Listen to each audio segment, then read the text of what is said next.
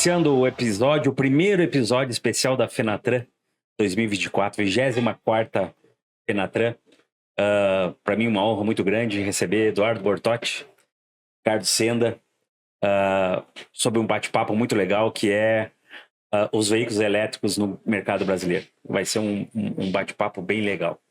Quero pedir para vocês acessarem o canal do YouTube do PGRcast, fazer lá sua inscrição, dar a sua curtida no canal, habilitar o sininho para receber lá os alertas de novos vídeos e nos contribuir com a nossa audiência.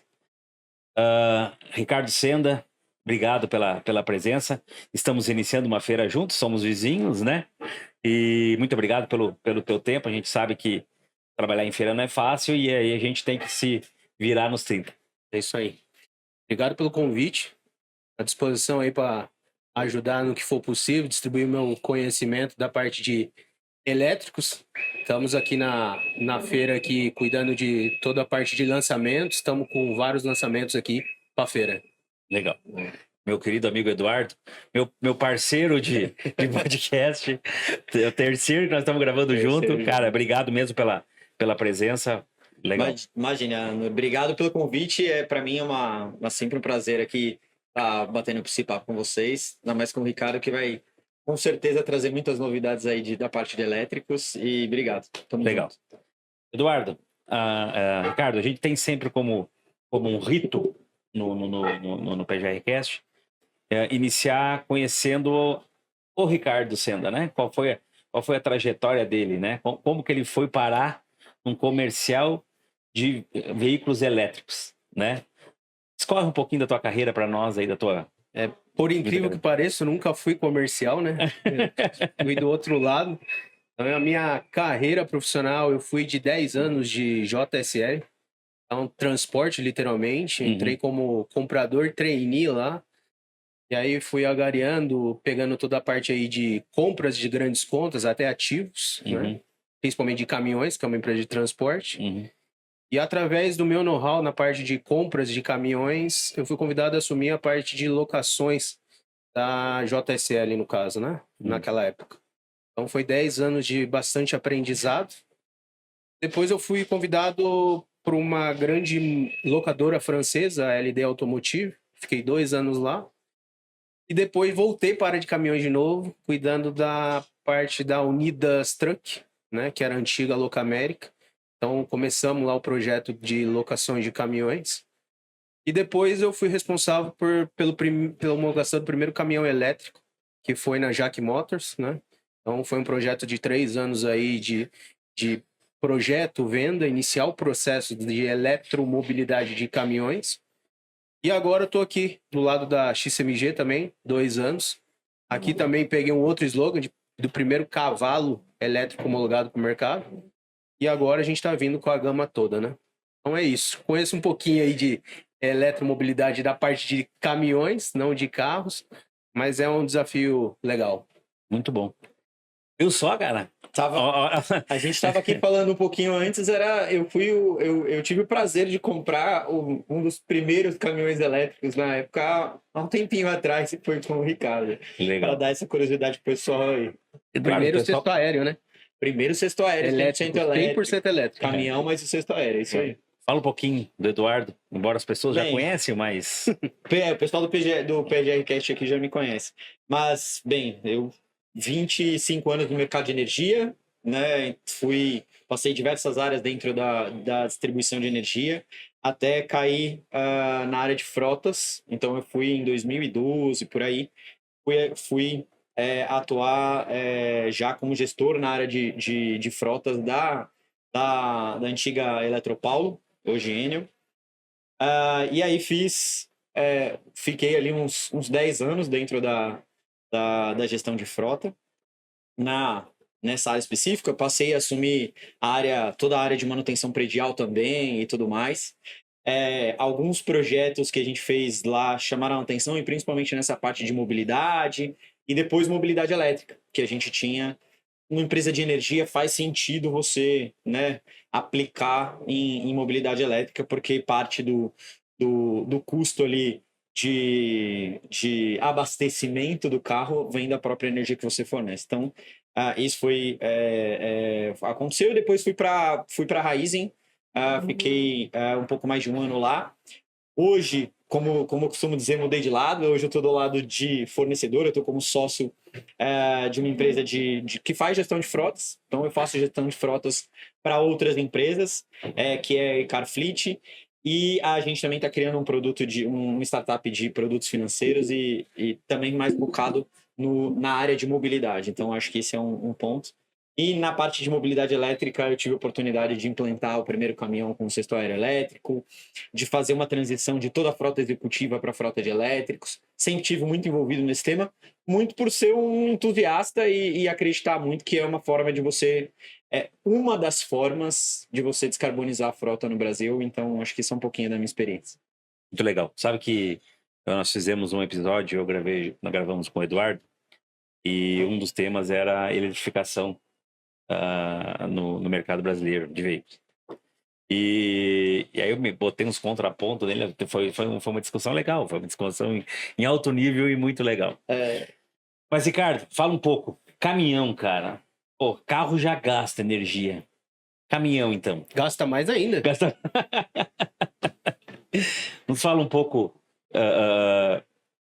de infraestrutura, um pouco de economia, um pouco de performance. O que tu pode nos dizer sobre os caminhões elétricos?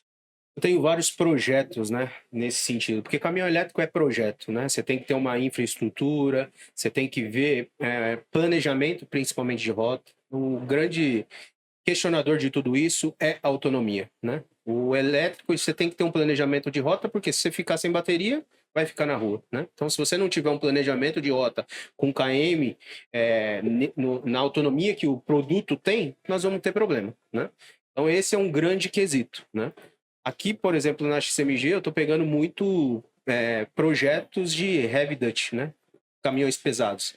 A gente está falando de cavalo mecânico de 49 toneladas, né? Então, se você não tiver um bom planejamento, vai ficar na rua, né? Só que com isso também é onde que você mais emite CO2, né?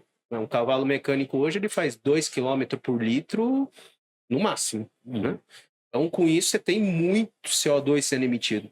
Então, com isso, se você tiver a energia fazendo isso, hoje eu tenho um TCO montado que justifica em torno de 70% de redução de custo diesel para o elétrico. Empecilho, autonomia. Então, não adianta você começar a conversa, eu quero um caminhão para 400 km. Não vai ter, né? Agora, se a gente tiver essa rota escrava, bate um ponto A para o ponto B, tem sistema tanto na ida quanto na volta, o sistema, a infraestrutura de carregamento, te garanto que fecha a conta em um payback de 2 anos. Os projetos que a gente vem entregando hoje, já tem cases montados, pronto, operando, né? Que faz sentido. E que tipo de operação é, Ricardo?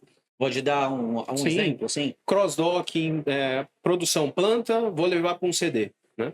Eu não vou falar de clientes específicos, mas muitos que a gente tem, assim, produção fábrica e vai levar para um CD, quem que vai fazer isso? Né? Uhum. Então, você imagina fazer toda essa rota com zero emissão de CO2. É o que principalmente as grandes querem, né? Então, eu já peguei projeto que o cara não me perguntou o custo do caminhão.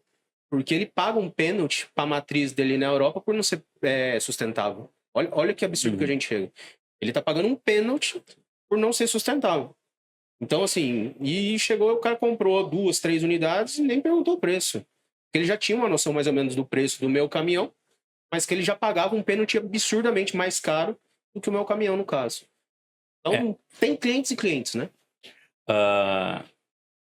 A proximidade da nossa empresa com o Ricardo foi um cliente em comum nosso, né? Hoje deve estar rodando, acho, em torno de uns 300 veículos, acho, mais ou menos. Né? Brincando, 300 veículos. Última milha, né? Então são veículos que fazem ali 150, 100, acho que estourando, acho que não chega nunca a 200 km por dia. Não chega. E é uma operação muito legal, assim, porque a versatilidade do caminhão. Eu fico imaginando o custo desses 300 caminhões a menos rodando em São Paulo. Custo de combustível, de consumo de combustível e a parte de poluição. Sim. Então, eu acho muito legal.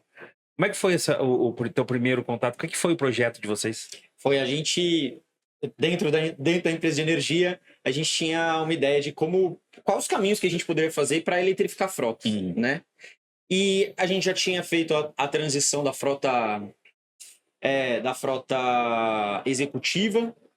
E aí a ideia era, cara, o executivo, para ele me financiar os outros projetos, ele precisa entender o que é o carro elétrico. O que eu fiz? Põe o carro elétrico para ele, então. Né? Então a gente trocou, colocou dentro da política, né, de frotas executivas. Ele começou a não parar mais em posto de gasolina. Exato, né? Ele falou assim, e aí a experiência do carro é outra, né? Ele tem uma experiência de não ter barulho, o carro, comparado hoje, o carro elétrico, hoje já né, os carros já estão equiparados, porque esse é um quesito de tecnologia, já é uma coisa que meio padrão, hoje o público quer. Mas, lá atrás, você tinha uma comparação, o carro que estava na política e o elétrico, carro a combustão e o elétrico tinha muito mais tecnologia embarcada, né? Então, claro, hoje já as coisas, né? Hoje você vê vários veículos a combustão também com ADAS, com sistemas, né, de segurança e tecnologia iguais. Mas naquela época o carro elétrico já vinha com esse upgrade de tecnologia. Então, a experiência do executivo foi uma. Ele falou, eu quero esse carro elétrico, e por que a gente não tem no resto da frota, né? E a gente tinha por ideal isso. E aí fizemos alguns testes já com carros leves, para uma operação que é quase comercial, vamos dizer assim, dentro da distribuição de energia. A gente pegou uma van, uma minivan, e a ideia era, cara, o nosso maior custo, o nosso maior negócio é a manutenção de sistemas de distribuição, né? Então, a manutenção de redes, né, de distribuição de energia, que demanda uma frota grande, que demanda uma frota específica e que tem volume. A gente falou, a gente queria chegar nesse nível. E a gente fez essas experiências e conseguiu financiar lá um projeto de um caminhão que era o nosso carro-chefe, né, o carro principal. Um caminhão de 5 toneladas, 8 toneladas mais ou menos, né, mais ou menos o carro, que tem que ter um cesto aéreo para o eletricista chegar na rede. 13 metros. Isso, de 13 metros. Dá para fazer isso 100% elétrico? Né? Não tinha nenhum histórico no Brasil. Fazia sentido. A gente ainda queria acoplar, na época, o próprio carregador para o cara carregar o carro na rede, né? Que é bem disruptivo, vamos dizer assim. E a gente a gente conseguiu se autofinanciar lá para fazer esse projeto. E começamos, né? Fizemos a primeira unidade lá.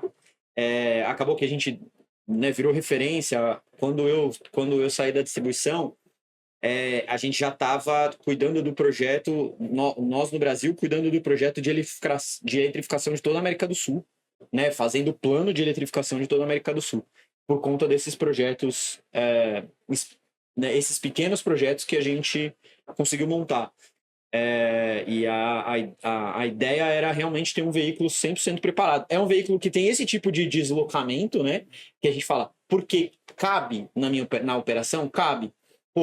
Os caminhões, no geral, eles andam 100, 120, 150 km por dia, né? Então, tranquilamente. Por quê? Porque ele vai até o ponto, atende a emergência, ou depois vai até o outro, né? Ou volta para a base. Então tem essa dinâmica. Eu acho que o que o Ricardo comentou, acho que o principal ponto é o planejamento, né? Quando você senta para planejar as rotas, para planejar o tipo de operação que você pode executar dentro dessa autonomia,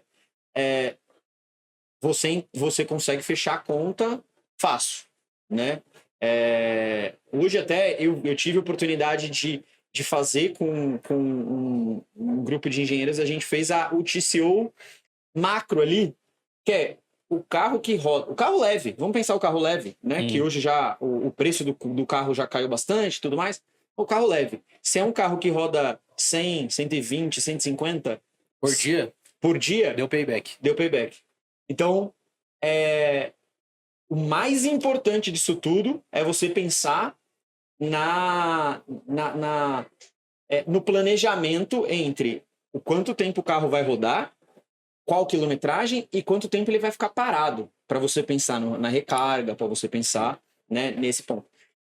E quando você vê o padrão, né, se a gente for, hoje eu tenho oportunidade de fazer gestão de frotas variadas, né? Se eu pegar hoje os meus clientes, 80% da frota desses clientes podia ser eletrificada com payback de 2, 3 anos, né? Então, eu acho que esse é o ponto que a gente está chegando. A gente está chegando para desmistificar um pouco a eletrificação e tentar pensar que a eletrificação é uma alternativa, é uma das formas e que ela vai resolver parte dos problemas, não 100%, né? Acho que uma das coisas que eu posso dizer, assim, a gente tem algumas empresas que que atendem, que são multinacionais, né? Todas elas, eu preciso, dentro do meu modelo de negócio, fazendo gestão para elas, eu preciso reportar emissão de CO2. Todas. Todo mês eu tenho um reporte de quantos litros e que tipo de combustível e quanto emitiu de CO2, porque eles precisam reportar para a matriz, porque lá a matriz europeia, a matriz americana, elas demandam isso deles. Então, isso é um movimento global, que acho que não tem como parar. Não tem volta mais. E acho que a eletrificação, que eu falo, né, é uma das formas. Vai dar para eletrificar 100% da frota? Às vezes não. E aí, quais são as alternativas? A eletrificação é uma para parte, né? Acho que o que não dá é que eu falo que a briga da eletrificação eu vou deixar de ter a combustão para ter o elétrico. Não necessariamente. Depende. Eu posso ter uma parte a combustão, eu posso ter uma parte a biodiesel, eu posso ter uma parte que são outras formas. Eu posso falar a gente tem soluções de eletrificação, não a bateria, mas a célula de hidrogênio que já está sendo testada, então, para grandes distâncias, né? Eu já tenho. Isso, né? Acho que eu ia te perguntar isso, né? Porque quando a gente fala de grandes distâncias, o motor elétrico com uma célula de hidrogênio, né? E aí, se você tiver alguma experiência, se tiver o conhecimento lá do pessoal da China, como é que pode fazer? Há 5 meses atrás eu rodei num cavalo elétrico, hidrogênio, na China. Tinha uma autonomia de 1.100 km. Só que ao contrário de ele ter a célula de hidrogênio, era o hidrogênio já produzido, armazenado dentro de vários tanques, né? Então, é um outro bicho, né? Mas assim, o custo do elétrico ele vai ser mais barato. O problema do elétrico ainda continua sendo a autonomia. Então, a próxima tecnologia vai ser o hidrogênio. Ele tem um custo um pouco mais, mas ele tem uma autonomia muito maior. E assim, eu vejo que o carro elétrico não é para todo mundo, né?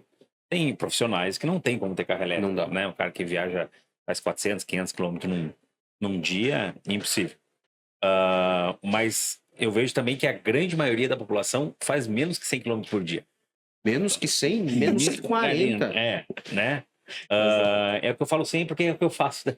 Você roda bastante comparativamente. Meu KM é 100 km. Dá 92 na realidade. E o grande quê da eletrificação é a nossa infraestrutura, né? Como é que vocês enxergam o futuro da infraestrutura para veículos elétricos? Infraestrutura. O governo tem que apoiar mais. Não sei se Bortotti, eu acho que não teve. Você foi para a China? Não teve a oportunidade. Cara, é outro mundo. É outro mundo. É a mesma coisa que... Lá não tem um problema de infraestrutura, porque aonde você parar, você tem uma tomada lá para você espetar. E é todos carregadores de 360 kW. Então você espetou, cara, dá 15 minutos o carro tá carregado. É impressionante. Em maio, quando eu fui, que a gente foi numa visita de 80 anos da XCMG Global, a gente levou em torno de quase 60, 70 clientes para lá. O pessoal descendo do avião, o pessoal foi buscar a gente de ônibus elétrico. Cara, todo mundo, mano, não é possível, vai faltar bateria, cara. Não dá para ficar rodando desse jeito, vai acabar a bateria. Cara, terminou o evento de 10 dias, voltamos e falou, cara, impressionante, né? E, tipo, a gente tinha trajetos, tipo, de 200 km de deslocamento. E ar-condicionado no talo, chegava na ponta, carregador 2 bicos espetado, uma hora tava carregado, os caras esperando a gente de onde que a gente saía. Então, é uma infraestrutura e você tendo isso, o pessoal fala muito de o que era há 10 anos a China, com a poluição, e o que é hoje o que está transformando. É uma cidade com quase 50% a menos de barulho. Olha isso. Não estou falando de CO2, estou falando de barulho. Esse é um detalhe. Eu quase fui atropelado esse tempo no estacionamento do shopping. Eu não vi que o carro do lado era elétrico, o cara tava manobrando. E assim, tem isso também, né, cara? A percepção do motorista, né? Você passa a não ou escutar mais ruído, né? E esse troço tá ligado, não, né? Agora nos carros modernos, não, mas quantas vezes a gente queimou arranque no carro porque pensando que tava desligado, né? Sim. Então, assim, e carro elétrico, como é uma adaptação. É uma adaptação tanto do pedestre Sim. quanto do motorista. Porque o pedestre não está escutando o ruído do veículo que está vindo. Sim. Né? E o motorista não está escutando. Não, que tá... E tem alguns carros, alguns modelos de carros, que abaixo dos 60 km por hora, ele faz barulho de propósito. Ou seja, ele tem um barulho para tentar alertar... Mas externo ou interno? Externo para tentar alertar o pedestre de que tem um carro chegando, né? Não são todos, mas alguns modelos já estão vindo. E eu acho que isso vai ser parte da regulamentação, não só... eu acho que no Brasil, o Brasil tem tem grandes exemplos de regulação boas, vamos dizer assim, do ponto de vista de segurança. E eu acho que à medida que esse negócio do elétrico for crescendo ainda mais, eu acho que a gente vai ter alguma coisa desse tipo, né? Já tem se falado muito na questão da infraestrutura de preparação dos prédios para a questão de receber os carros elétricos. Tem discussões sobre isso, né? Do ponto de vista de segurança. Mas eu acho que essa parte do som eu tenho quase certeza que vai vir como uma necessidade, né? Que é como a gente falar da ré do caminhão, né? Do uma picape, do barulho. Foi experiência minha, entendeu? Sim. Eu saí do carro, fui atravessar e não vi que o cara, não escutei que o rapaz tava manobrando o carro, né? Então é diferente. Conta um pouco dos lançamentos da XCMG no Brasil, na Fenatran 2024. A XCMG hoje, na linha de pesados aí, a gente já é referência, né? Na parte rodoviária, cavalo mecânico. Hoje a gente já tem aí mais de 150 unidades aí operando em vários clientes, não em teste, mas já vendidos, operando. Clientes já na quinta compra, no caso, né? E agora eu complemento o meu portfólio com a necessidade dos meus clientes, né? Não sei se vocês sabem, 85% do mercado de caminhões elétricos já está concentrado na demanda do 3/4, que é o VUC, que eu não tinha até agora. Né? Então agora a gente traz literalmente um produto já homologado para o mercado nacional, que é um VUC de 10 toneladas. Né? Também trago uma demanda que o mercado vai começar a exigir muito, que é caminhão para lixo, né? 18 toneladas. Então eu também já tenho esse produto também já, né? E tô trazendo uma demanda que o meu cavalo já não estava dando conta, que era o meu cavalo que eu tenho já operando hoje é um cavalo de 49 toneladas, e agora eu trago efetivamente um de 80, literalmente para puxar bitrem. Então muda o conceito do mercado, né? Então hoje eu vou ser a única montadora a ter uma linha completa de veículos pesados, de 10 até 80 toneladas. E o que eu achei mais interessante do VUC, do 3/4, que é o que mais nós estamos rodando hoje, ele ser a bateria regenerativa, né? Coisa que é uma novidade para o mercado. Isso não existe hoje no mercado brasileiro, acho eu, no 3/4, com uma bateria regenerativa. O nosso, todos, desde do pequeno até o 80, todos são regenerativos. Inclusive, nos extra pesados, nos heavy duty, eles têm até 6 estágios de freio regenerativo. Sem carga, com meia carga, com carga completa. Se você estiver dirigindo o extra pesado nosso e não tiver com carga e você estiver no sistema mais potente, na hora que você tira o pé do acelerador, ele frita pneu. Então, a potência da regeneração, entendeu? Então, não é um bicho de 7 cabeças, mas tem que ter um treinamento ali para você usar a melhor condução possível no momento que você está carregado ou não, né? Para você ganhar literalmente autonomia. E você falou de treinamento, agora a gente estava conversando um pouquinho antes, que a Alex está com um simulador de caminhão aqui, e eu acho que está aí um grande ponto, já que, primeiro, né, pela novidade, por ser algo que não está acostumado a aos operadores brasileiros a mexer com um carro elétrico. Vocês têm esse tipo de treinamento? Até eu costumo falar muito que todo carro elétrico, para você fazer negócio, você tem que testar primeiro, né, Bortotti? Uhum. Então, assim, eu tenho a fama de muito começar uma conversa, a primeira coisa, vamos testar primeiro? Testou, de 30 dias a gente conversa, né? Porque aí o cara já tem pelo menos um dado pra gente começar a discutir, cara, é real isso aqui? Né? Eu tenho virado muito projeto em cima disso, né? Testa aí, opera um mês, vê o que é, como que é o custo, principalmente custo operacional, e depois a gente vê. E a primeira coisa que eu tenho que ter, eu nem tinha no meu time vendedores, mas eu já tinha um Master Drive, né? Porque eu sei como é que é. Então, esse cara tem que me orientar, me treinar, me ver quem é o motorista, né? Então, semanalmente, cara, até pelo que o Brasil já está passando de dificuldade de motorista, cara, eu tenho vários clientes que já estão no quarto, quinto treinamento aí, porque o cara vem e fala, cara, eu contratei um cara, o cara não sabe como é que dirige o elétrico, aí o meu Master Drive entra em ação, né? Porque é um outro bicho. E como é que é a receptividade do motorista no elétrico? Do motorista de caminhão? Cara, principalmente nos clientes novos que a gente entra, deixo lá 30 dias. O problema é para retirar, né? Porque a primeira coisa que você fala, pô, o cara trabalha 8, 10 horas lá com o caminhão num disco, com aquele barulho, tudo. Na hora que você tira o elétrico, o cara fala, mano, eu não quero voltar mais pra essa vida, né? Porque é outro, a qualidade de vida que ele tem, ele volta muito menos estressado para casa, né? Só a gente sabe o barulho que é um motor a diesel. Sim. Eu tenho muito, principalmente o que a gente tava falando lá do barulho dos elétricos. O pequenininho nosso que a gente tá lançando agora de 10 tom, ele já vem como se fosse uma sirene de ré, só que para andar, né? Então ele fica pitando até 60 km por hora. Exato. Mas os grandes, eles não têm. Aí você vai falar, pô, mas o grande não tem? Por quê? No grande, o barulho do diesel era tão alto, né, que você não enxergava outros componentes, principalmente suspensão. Sim. Cara, aquilo lá faz barulho do caramba, né? Então o cara vai andando hoje no elétrico, apesar de não ter o barulho, mas é uma torção de ferro, um parafuso ali, tá falando, não tem a necessidade, né? Mas já no pequeno, você não vê que tá movimentando. Então você precisa da sirene, né? Então tudo isso é uma mudança, né? E eu acho que tem um ponto, né, que é muito dos tipos de caminhão aí que você tá substituindo, vamos dizer assim, né?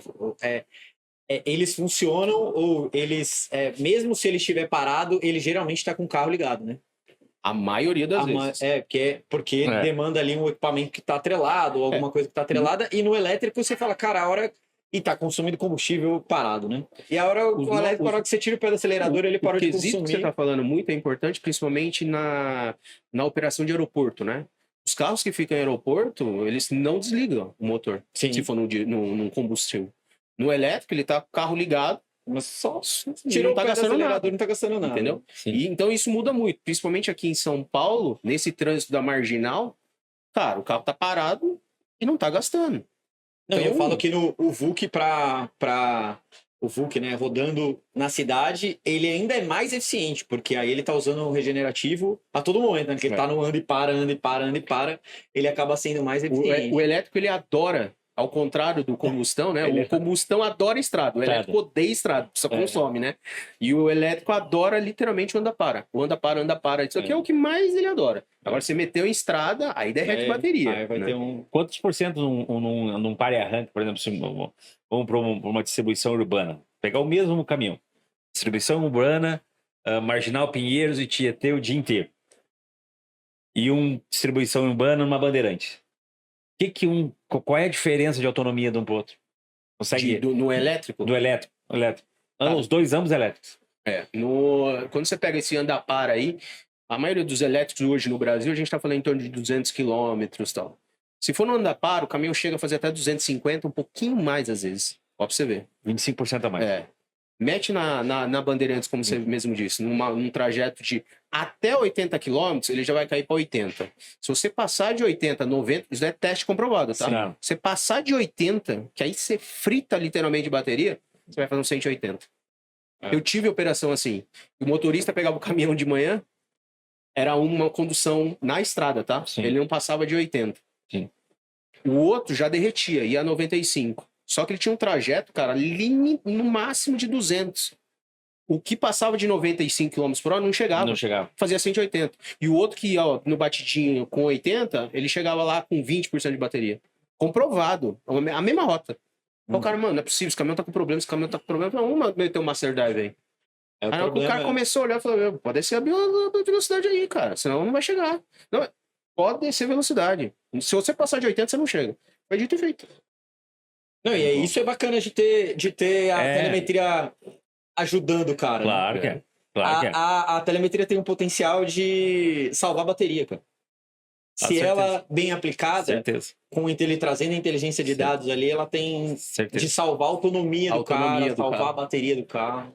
Nós tivemos uma experiência, né, com a antiga empresa do Ricardo, que a gente fez uma engenharia reversa na telemetria dos veículos, né? E vamos fazer dos novos agora, os dele, né? Nos encontramos novamente, né? E ajuda muito. Ajuda muito. Acho que hoje, no teu caso, que é um gestor de frota, que é um gestor de operações, eu acho que não ter uma tecnologia dessa na mão não ter ferramenta. Concorda comigo? Não tem. Sim. Quando vocês fizeram essa implantação lá, quanto tempo faz que fizeram essa implantação do primeiro? Eu sou ruim de data. 2022. 2022? Não, 2023. foi antes. Não, foi depois da pandemia. Foi ali, foi no comecinho, foi ali.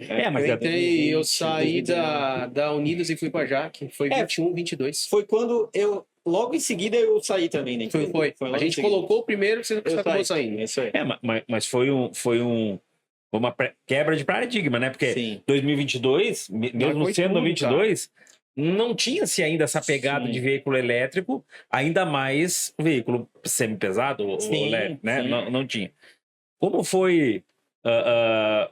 como era a tua parte isso? Fazer essa parte, essa gestão dos motoristas, de operação? Como é que foi implantar isso? Como é que foi treinar o motor? Como é que foi explicar, cara, a partir de hoje tu não vai pilotar mais um caminhão a diesel, eu vou te dar um elétrico.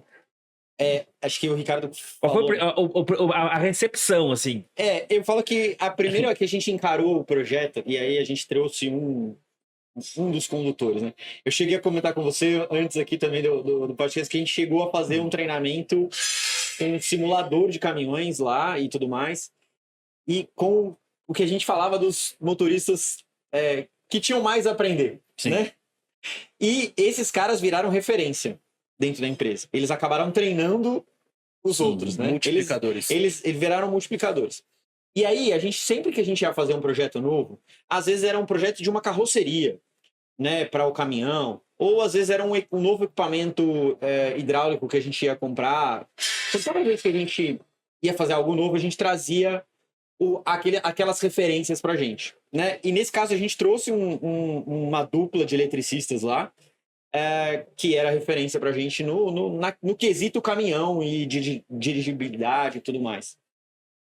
E praticamente foi dado para ele como se fosse um prêmio, né? Pô, cara, você vai ter o prêmio de dirigir o primeiro caminhão elétrico da... A abordagem é boa. Foi uma... Mas, a abordagem é boa. E eu falo, foi mais como prêmio... Mérito, né? Porque, de novo, esse cara, ele sentou no caminhão, ele não queria entregar mais para ninguém. É meu, pronto, acabou. É meu, esse carro é meu. E foi legal, porque assim, na época a gente fez matéria com a Band, e a matéria, eu lembro, foi bem na pandemia, eu tava de máscara e tudo mais, né? A gente fez algumas matérias, e não era eu, o gestor de frota, falando, era o eletricista que guiava aquele carro falando, né? Então vai para campo e tudo mais. Então, acho que acabou sendo um prêmio porque realmente é um veículo extremamente mais confortável para ele dirigir no dia a dia, sem barulho, né? Mas eu falo que o principal é a pegada do acelerador, né? Como é um veículo que eu falo que o torque é imediato, ele responde muito rápido. O torque é muito forte, né? É imediato. É imediato, não tem perda, né, no processo. Então você tem que segurar o acelerador, né? O legal é que ele percebe, quando ele dá o tranco, a hora que ele solta, também o carro freia mais, né? O carro segura mais. Então tem essa adaptação, né, no condutor, vamos dizer assim. É a principal mudança, eu acho. Acho que é a principal mudança. Mas eu falo que uma semana o cara se acostuma. Sim. E aí o cara começa a prestar atenção, e eu falo que a gente eu falo que é um malefício e benefício. É a história do celular, né? Quando a gente vê alguma coisa a bateria, a gente quer comparar com o celular. Sim. Né? É outro mundo e tudo mais. Então, quando você fica atencioso ali com o seu uso do celular, você muda o perfil de uso. E o que a gente percebeu era, cara, depois de uma semana que o cara acostumou com o freio e aceleração, ele estava estudando como é que ele chegava com a bateria mais cheia na hora de entregar. No final do dia. Vira quase um gamificação, Exatamente. um jogo de videogame, entendeu? Sim. Ele começava a aprender a dirigir e que às vezes é o mesmo modo de condução do a combustão. Cara, Sim. pisa menos no acelerador, Exatamente, usa mais, né, Exatamente. o peso a seu favor e tudo mais. Só que no a combustão, a medição não é aquela... Não é legal, né? Não é tem um legal. negócio. Quando você volta de autonomia pra casa? Quando você tem de bateria? Ele ficou brigando por mais, uma, por dois. Hoje é incrível, cara. 40. Ó, chegou de 43. Ó, consegui fazer o mesmo trajeto com 50. Vira um game pro cara. E aí Legal. é isso. É lógico, porque no subconsciente ele tá com medo de zerar a bateria antes Sim. dele chegar, né? Mas à medida que ele, não, cheguei e tô com sobra. Pô, do outro dia sobrou mais um pouquinho, ele melhora a performance na direção. Então é que eu falo que é curioso, porque esses mundos a gente vai aprendendo ali. Quando você vai observando o motorista, quando você vai observando o condutor, você vai aprendendo que tem algumas coisas que a gente usa. A gente usa gamificação com telemetria, ranking de condutor, né? Hoje é praxe você fazer, principalmente para tentar dar treinamento mais assertivo, melhorar. Algumas coisas desse tipo, no elétrico, acaba que vindo que natural, né? Lógico, treinamento, eu acho que a estratégia do Ricardo de ter um master drive, um cara que conhece, para dar aquelas dicas que o cara não vai perceber por si só, é excepcional. Mas tem uma transição boa ali, o condutor acaba aprendendo o jogo um pouco ali no dia a dia, e isso ajuda também. Ricardo, uma das que a gente lê em rede social, enfim, né? Alguns gaps do que as pessoas falam, tem isso como um dos gaps da eletrificação, durabilidade de bateria, manutenção dos veículos, peça, pneu é diferente. Se eu comprar um carro elétrico, o pneu não é o mesmo carro a combustão e o pneu não tem no Brasil. Como que a XCMG hoje está preparada para essa parte de pós-venda? Literalmente, você tem que ter o produto correto homologado, né? Quando a gente fala principalmente de caminhões no Brasil, o Brasil é um dos piores países na parte de homologação, sendo muito exigentes. A gente aplica um negócio, principalmente de lei da balança, que aqui, por exemplo, para a América do Sul, praticamente, você homologa no Brasil, você homologa em qualquer lugar aqui na América. Então fica fácil. Uhum. Como a gente já virou um hub, tirando China hoje, o Brasil já é o segundo hub do mundo, né? Porque a gente distribui daqui, eu distribuo para toda a América, inclusive Estados Unidos e Canadá, né? Então tem várias políticas. Então, na hora que você homologa o produto, você tem que estar homologado para tudo. Né? Uhum. Então não adianta, principalmente esse negócio que você fala de pneu. Pneu, por exemplo, aqui, quando eu trouxe, a gente já traz com as medidas e as necessidades que o Brasil tem, Uhum. né? Então, os cavalos mecânicos são todos pneu padrão mercado, 295. O pequeno, agora que a gente já trouxe, já é igualzinho do Volkswagen. Para a gente já não ter esse tipo de problema. Porque senão você fica muito refém, literalmente, da montadora. Sim. Né? E o mercado mesmo já naturalmente já abastece. Né? Então, esse é um ponto. Né? Quando a gente começa a falar um pouco de parte de manutenção, cara, é irrisório, né? Hoje, os principais componentes que dão problema em qualquer carro a combustão é onde você tem atrito. Bomba, bico, embreagem, câmbio. No elétrico não tem nada disso. Os caras ficam dando muita... Você fez a visita lá na minha casa, você viu efetivamente. Você olha aquilo lá e fala assim, meu, o que tem aqui? A gente tá com uma empilhadeira elétrica aqui, né? Aí passou um cara agora aqui e falou assim, puta, lembra você da Júlio e tal, das empilhadeiras Heiser e tal. Aí eu falei, virou elétrico. Aí eu desmontei a parte traseira como mostrei, ele falou, que é isso aqui? Não tem nada. Não tem nada aqui. O motor elétrico é de ímã, você não tem um óleo. É estranho tu ver um monstro daquele não fazendo barulho, velho. Exato. É muito estranho. Não, se você for ver o carro elétrico dentro do capô, as montadoras às vezes preenchem com um monte de coisa para fazer volume, porque não tem nada. Não tem nada. A composição é muito pequena, né? A comparação de um elétrico de passeio, vamos dizer assim, no motor é de 2.200 peças no motor a combustão e de 220 peças no motor elétrico. É 10 vezes menos. O que você peças. tem ali? Então, é muito mais fácil. Claro, a gente precisa treinar as pessoas, porque a manutenção do elétrico é complexa, bicho. você precisa isolar, você precisa ter aterramento, você precisa ter um monte de coisa. Mas né? é mais uma atualização efetivamente de software do que efetivamente uma troca realmente de peça. Né? Eu costumo, os caras brincam assim, mas o que você troca aqui? Filtro do ar-condicionado? Porque não tem. Se eu falar alguma coisa pra você, eu tô mentindo. Sim. Mas eu tenho muita atualização de software, né? Então, esse é o grande quesito. Essa atualização é over the air ou precisa ir direto de ir na concessionária? Cara, isso ainda é um quesito que eu acho que o Brasil tem que melhorar muito, porque ele não permite essa interconexão remota, né? Nosso problema é mais telecomunicações do que software. Se fosse isso, sim. Mas hoje, Brasil, eu preciso espetar um computador no veículo. Na China, eu não. Por internet, eu faço conexão com ele e jogo a atualização. Legal. Em centros urbanos eu falo que é bem mais simples, porque você já tem agora a rede 4G, 5G e tudo mais. Hoje, por exemplo, a conectividade do nosso sistema, né? Toda ela é over the air. Hoje, quando a gente faz uma nova versão, ou de firmware, ou de... Vai tudo, não preciso entrar vai tudo no over carro. the air, não. Vai tudo over the air hoje, não se mexe mais fisicamente. Né? Isso aí. Até uma atualização de versão, enfim. Os caminhões XCMG, a montagem deles vão ser aqui em Pouso Alegre? Como é que tá essa é a intenção. Na verdade, final do ano passado a gente assinou junto com... Não sei se todos sabem, mas hoje a XCMG é uma empresa já de 10 anos de produção no Brasil. Eu tive a oportunidade de conhecer a unidade de Pouso Alegre, acho que há uns 4 anos atrás, eu acho. Muito legal. Hoje a gente faz 10 anos já de produção local, né? Em Pouso Alegre. Nós temos um muito bom relacionamento, principalmente com o governo de Minas. Final do ano passado, por exemplo, a gente assinou uma pesquisa e desenvolvimento de mais de 300 milhões de reais. Pesquisa e desenvolvimento, literalmente, para a produção de equipamentos elétricos, né? Como eu disse para vocês, hoje o meu volume ainda na parte de caminhões ainda não está...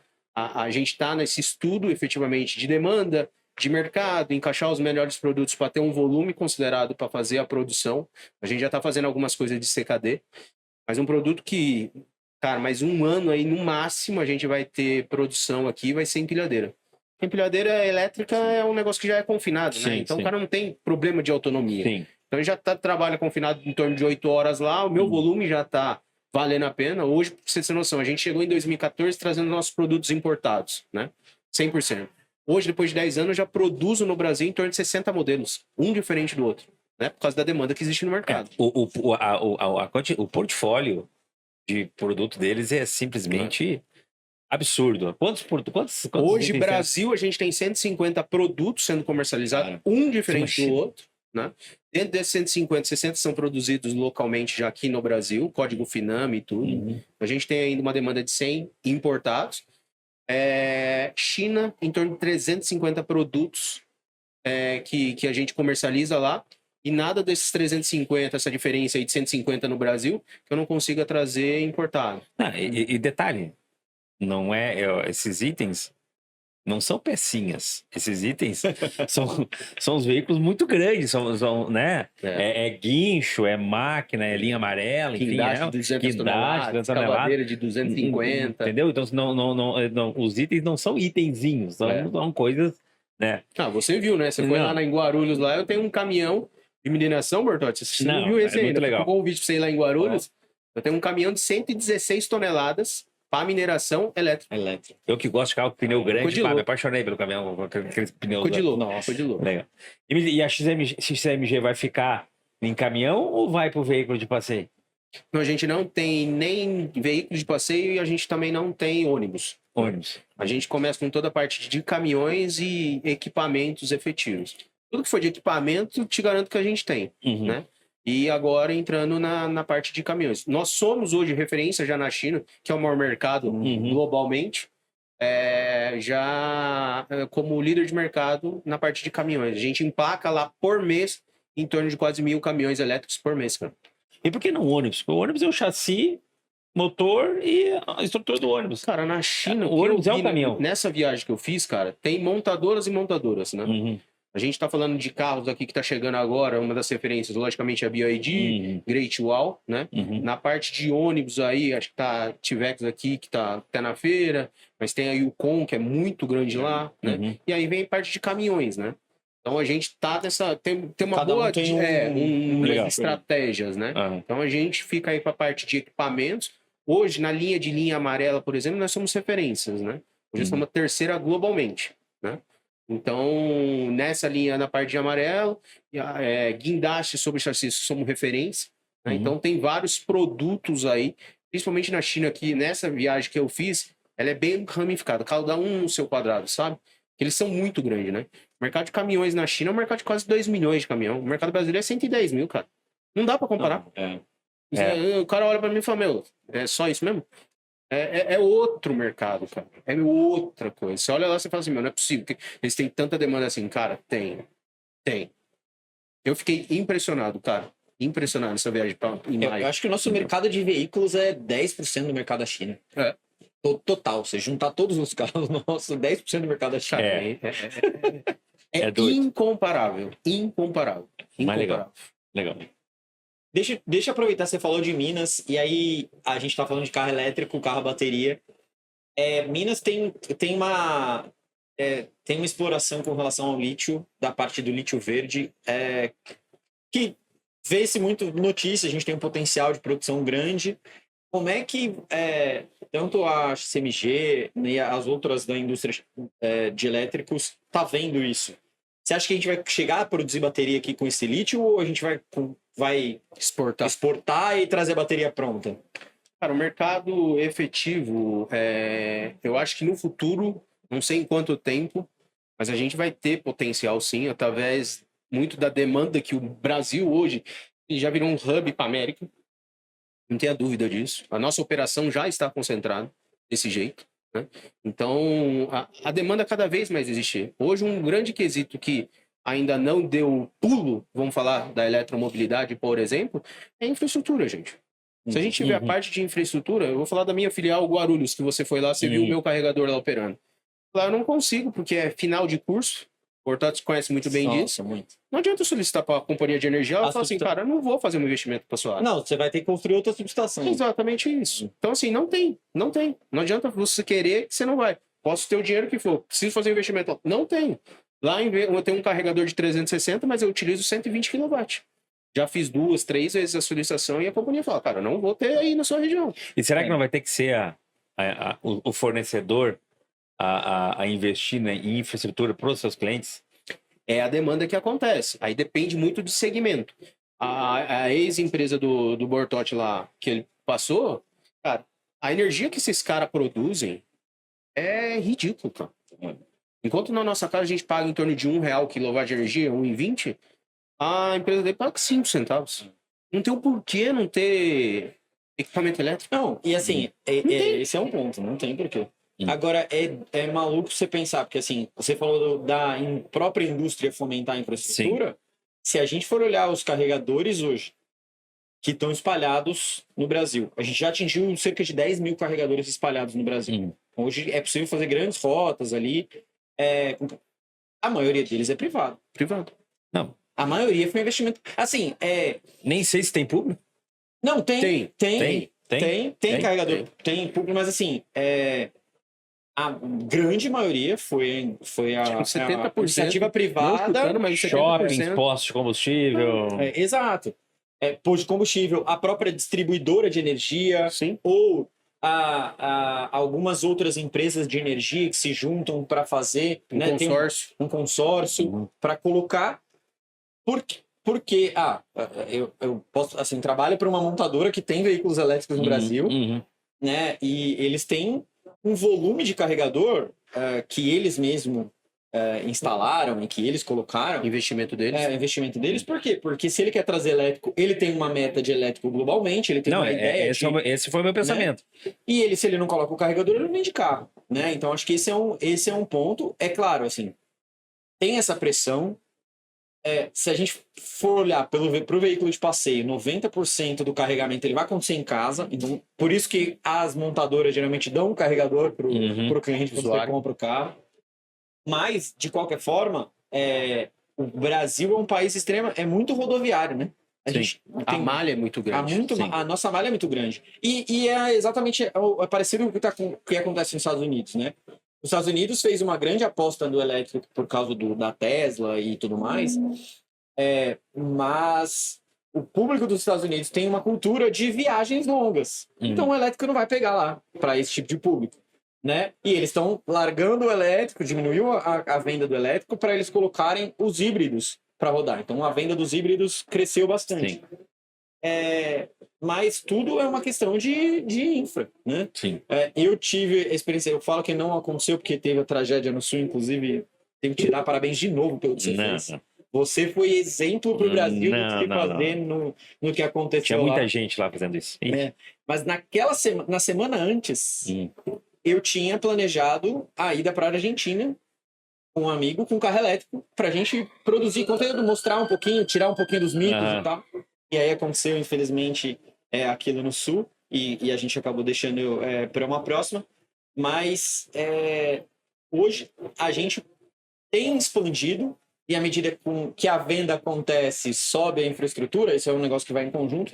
Mas eu acho que tanto o poder público quanto as próprias empresas de energia, se elas não se eletrificarem, elas não vão cuidar da infraestrutura, por exemplo, do que aconteceu lá em Guarulhos. Se ela não tem a consciência de que o elétrico é importante, inclusive para ela demandar mais energia, ela ofertar mais energia, ela não vai fazer um investimento numa subestação em uma determinada região para atender uma empresa de elétricos. E aí, 100%, porque na regra regulatória, dependendo do caso, 100% do investimento é do cliente. É isso. Pô, ele não vai pagar uma subestação para construir uma subestação em Guarulhos, não faz sentido. Muito legal. Cara, excelente. Sabia que ia ser excelente papo com dois baita profissionais. Isso.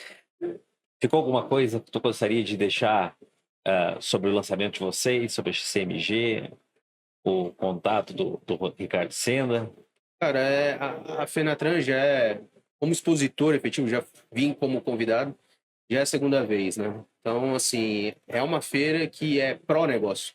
Não é uma feira só de... Não. Aqui é pró-negócio, você faz negócio, né? Então, eu no segundo dia eu já não tinha mais voz na última, né? Eu acho que essa daqui acho que vai ser também a mesma coisa. Eu sou um pouco mais calejado, é minha 11ª, tá? Então, mas como expositor? Como expositor. Então, aí você já tá calejado mesmo, porque aí eu vou ficar dando pior, né? Ele vai na fono todo dia. Se a voz chegar até quinta-feira, eu já tô no lucro, né? Exatamente. Então, assim, já tá lá na mochila, já vem 4 sprays já diferentes já pra... Mas é isso aí. Ricardo, Eduardo, obrigado mesmo. Imagina. Alguma coisa que ficou... Não, só agradecer de novo o convite, a Nora, o Ricardo, pelo conteúdo aí.